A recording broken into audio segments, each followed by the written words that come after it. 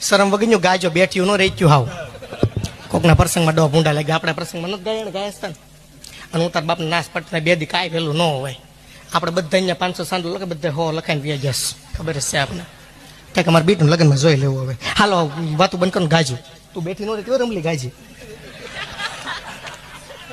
અને એ જે ચાલુ કરે અને તું તાર બાપને સાન મળી જાય બે સડાઈ જાય કરીએ. મસ્તી નો નથી કહ્યું નહોતું. ગાજો